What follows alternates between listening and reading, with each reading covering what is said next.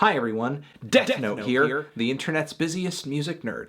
And it's time for a review of the new Busdriver album, Electricity is on Our Side. One of hip-hop's most idiosyncratic voices, Reagan Farquhar, aka Busdriver, is back 4 years after releasing his very fantastic record Perfect Hair, an album that marked yet another artistic high point in his ever-expanding discography, a futuristic and bold release loaded with mind-bending flows, instrumentals, and lyricism. After about 20 years of innovative highs and far-fetched lows from Reagan, the only thing I've really come to expect from Busdriver is I do not know what to expect. And Electricity is on Our Side is easily one of his biggest and most surprising records yet, standing at 23 tracks, about 80 minutes of material. And while jazz has always been a huge artistic reference point in Reagan's music, this album is maybe his most indebted to the genre, with multiple tracks on here featuring him just spitting over straight jazz instrumentals, in a way sounding kind of reminiscent like old West Coast jazz rap outfits like Freestyle Fellowship. Now, anyone who has heard a Busdriver album before this knows that the rapping on this record is going to be a truly unique experience, as Reagan pretty much has the rhythmic and melodic sensibilities of a bebop saxophonist, which seems to be even more so the case with some of the instrumental backdrops he places himself on here, especially on the track right before The Miracle, where Reagan is pretty much singing and rapping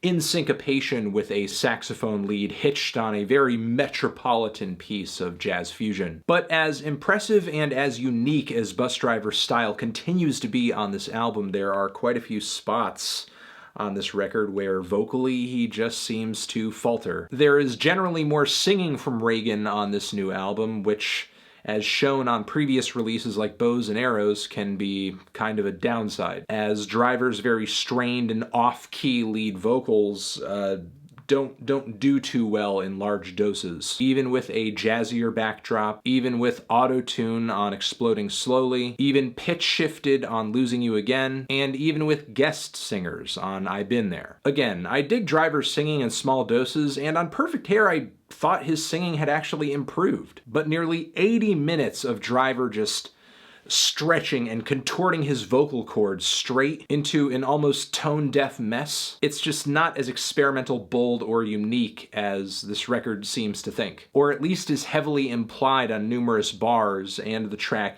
"This is my art, and it is dangerous." Despite not being head over heels for this album, I do think there are quite a few highlights. I love the disjointed lo-fi hip-hop stylings of the track.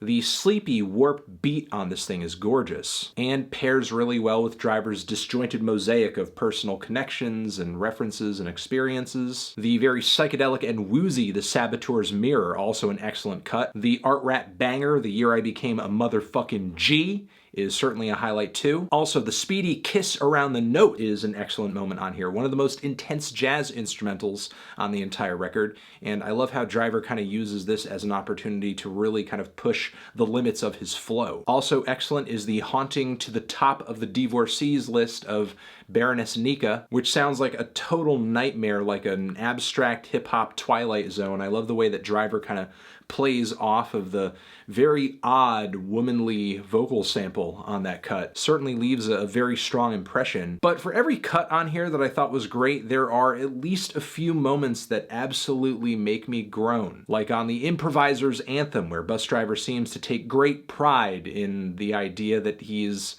just kind of winging it, despite the opening bars being, "Met this girl named Susie Q. I said, how do you do? I'm Driver, I'm cruising through. I'm difficult like a Rubik's Cube.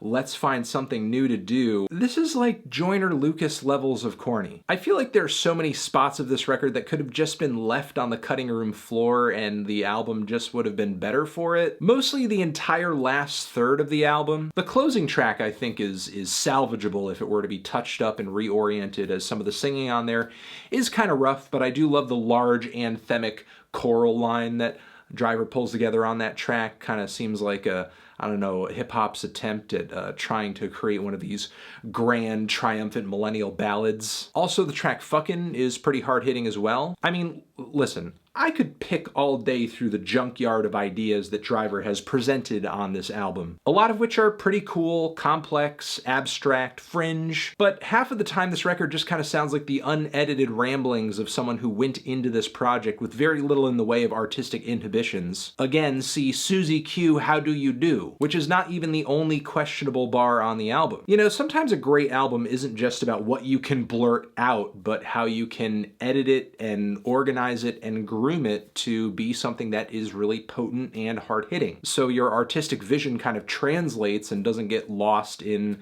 the clutter. In the case of this album, I think that absolutely could have happened. But unfortunately, Electricity is just really bloated, lost in the woods, and strangely convinced of its own depth, despite feeling like it's falling into some really obvious artistic fallacies, most of which center around assuming that making music that's weird or difficult or abstract is somehow automatically good or interesting or entertaining. When really, a lot of the material on this album doesn't even sound that alien for Busdriver. I mean, even though this thing is on the longer side, I think Bows and Arrows by comparison is a much more surprising release. As ambitious as this album might seem on the surface because of its length, it's pretty much just a less prepared version of the enigmatic rapper we've been listening to up until this point. I'm sure there are some hardcore fans that will find listening to him in such an unfiltered capacity kind of exciting or inspiring. I don't know, I didn't even really get the sense listening to this album that I was somehow getting a veil pulled back or something like that, or I was listening to the cutting room floor like some real kind of raw, out there stuff. I'm feeling a decent 2 strong 5 on this thing. Transition, have you given this album a listen? Did you love it? Did you hate it?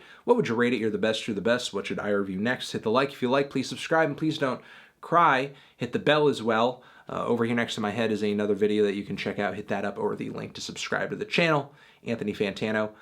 Driver, forever.